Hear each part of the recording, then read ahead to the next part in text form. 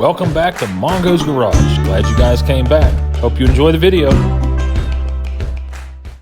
Hey YouTube, got the old Mongo man back at you out here working on BOV1. It is Monday, March the 15th, 2021. Let's show you what we did tonight. So old BOV1, what we've been trying to do here, again, like we were talking about in the main video, is make this thing as simple as possible. So it's a stick shift, 3 pedals. And my biggest problem to date was that shifting from second to third was a very big challenge. Of course, the truck's got a 3-inch body lift on it, so all the shifters needed a 3-inch extension to get them up to where they belong. So what I ended up doing tonight, I was going to change the top of the transmission because I thought possibly it was wore out, but it's not. The truck that I pulled all the parts, the engine and transmission from, had 136,000 miles on it. 130,000. This is the dash out of that truck, so 130,951. 54, can't even read. So I kind of figured that the top of the transmission was in good shape, the shifter assembly, all the interlocks, but it was real sloppy as far as the shifter mechanism itself. So what I did was I had an extra shifter out of a 1978 parts truck that we had, F-150, and I pulled that shifter out, and that's actually this shifter right here. And as you can see, there's still a little bit of slop in it, and what that is the end of that shifter has got a little bit of wear in it, but that's okay, because this was the problem here, was that second to third shift. And as you can see now, it slides right up into it. Third, that's fourth. So that's second, third, and fourth. So I could even do it standing here left-handed. Not to mention, with the older shifter, I ended up getting the really cool old shift knob. But so yeah, how I extend these, I usually use a socket. I got a bunch of sockets that I bought cheap. That actually is a Proto 5/8 chrome socket, ground the chrome off of it. The shifter itself actually fits down inside. I grind a flat on the one end so it'll fit into the 1/2-inch socket.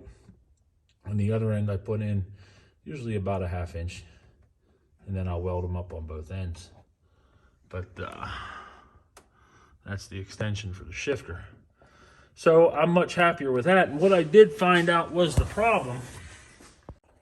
So the problem, what I think, why there was so much play in it, is this little replaceable end here. Look at that.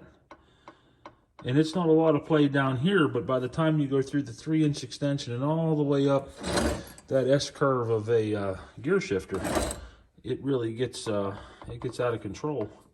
Now this one, as you can see, like I said, the top of that transmission didn't have any wear in it. So I would have liked to use that end because there is no wear in it. However, because of the way that it's made, with all of that slop in it, and like I said, that little bit of slop, trust me, in the end of that shifter up there, it made it a challenge to get from second to third sometimes. Not to say if you were taking your time that you couldn't get it to go in pretty easily, but it was just something that I wanted to take care of that was driving me nuts. So yeah, that's what we got done tonight. So tomorrow, I'm going to try and find the floor plate that goes over the shifters.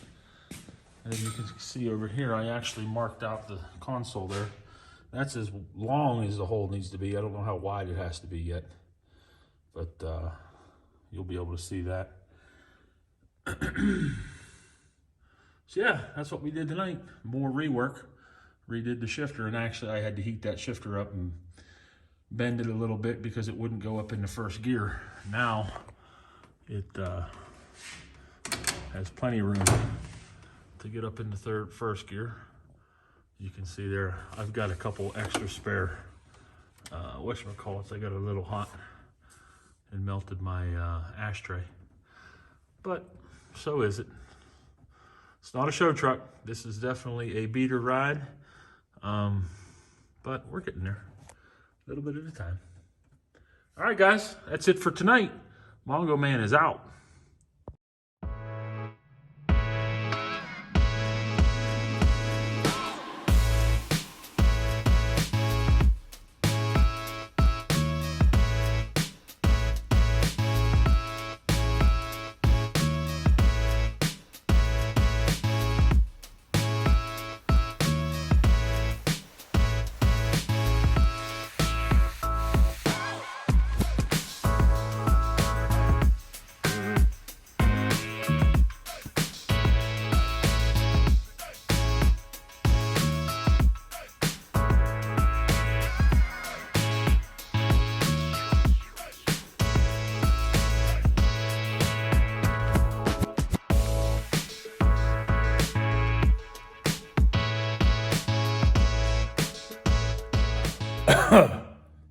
Time to make the donuts.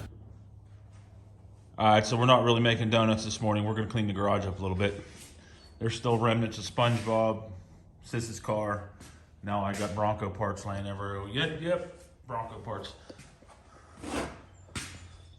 Talk about that stuff if I haven't already. But spending a little bit cleaning up the garage. Then we're gonna go help Pap. KJ and Josh are gonna go do a roof at Pap's place today, so stick around, watch us, check us out, keep us company. Mongo, gonna clean.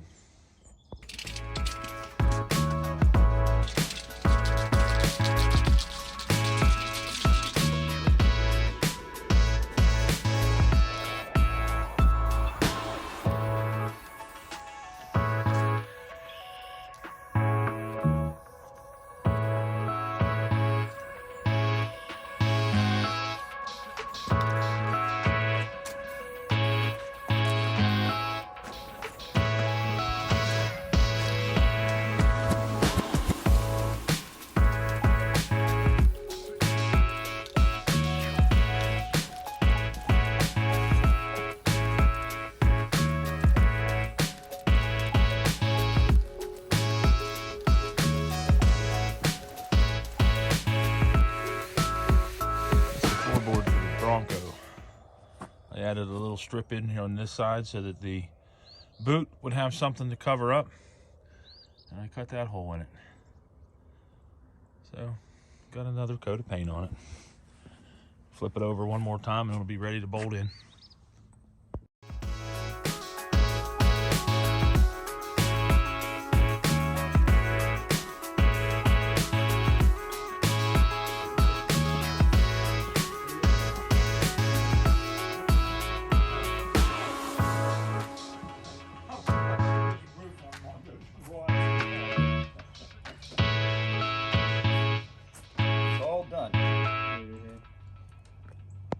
Hey, what's going on, ladies and gentlemen of YouTube?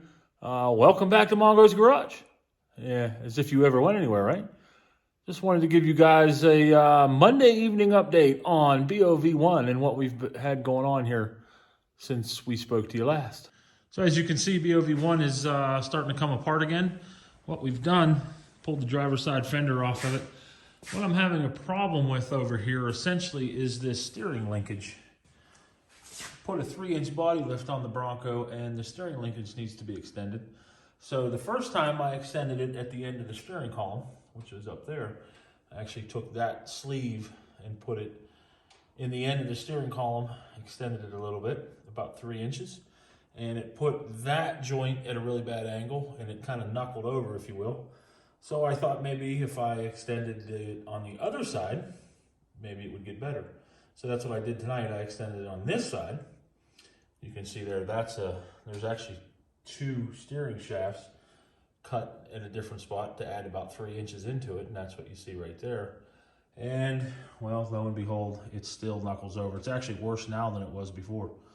So, what I think I have to do is get into the catalog and figure out what we're going to have to do for that steering shaft to make the steering right.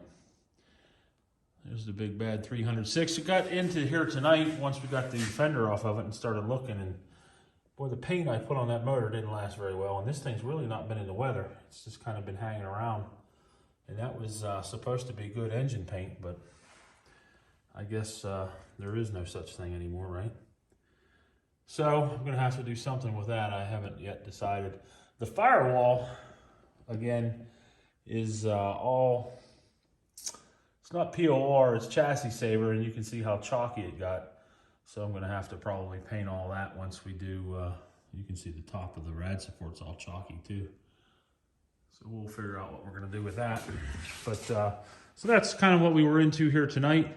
The other thing I've been doing, we described like we were talking about before, that gear shift.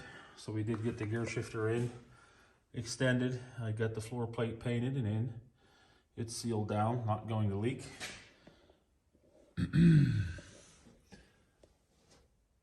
I'm happy with that. And like we talked about before, we worked on the fuel tank, hidden up underneath there. One of the new plans is You can see there's a 4 junction block. That's going to be the power for the rear winch. And then I'm going to run over an SB connector to the left and right hand side so that I can run jumper cables. I did go to Jeff's Bronco graveyard last week I guess, and got a couple parts. That's the pigtail that I need for the fuel sending unit. I got to put that on. I'm going to take the cap off of it probably tomorrow so we can get working on this back here, get it ready to spray. I need to get everything to install the trailer brake lighting, or trailer brakes and lighting, I'm sorry.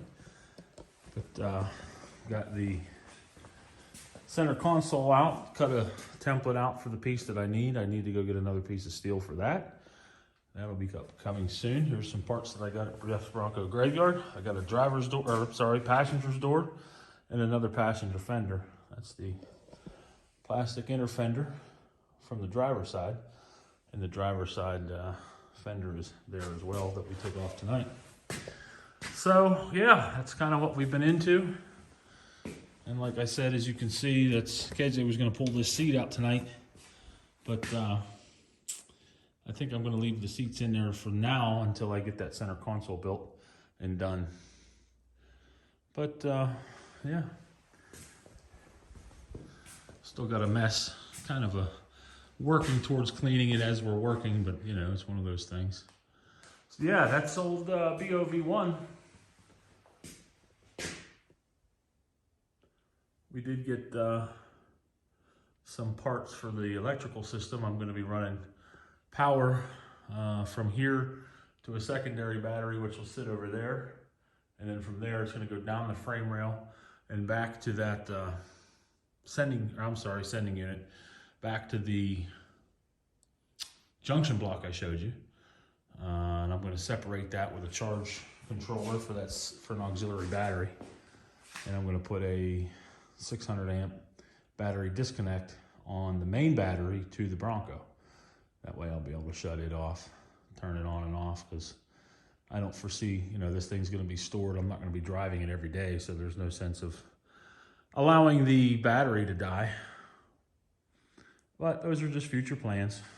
So yep, that's what we've got done since BOV1 has returned to Mongo's garage. This is going to be part 21. So make sure you keep watching. I'm sure there's probably going to be at least 20 more parts to this process. But you know what? We're going to have fun, and we're going to get this thing completed and get it out of the garage and on to the next project. All right, guys, girls, thanks for watching. Come on back, y'all. Take care now. Hey, thanks for watching the video. If you guys like what you saw, there are plenty other videos in the BOV1 series, this being part 21. And like I said there before, I'm sure there will be at least 20 more parts of this process. So keep on coming back and seeing what we're doing. Appreciate you guys subscribing, liking, and commenting on the videos, and also sharing with your friends so that we can get more people involved in the Mongo's Garage Nation. All right, y'all. Thanks again for watching, and we'll see you soon. Mongo's out.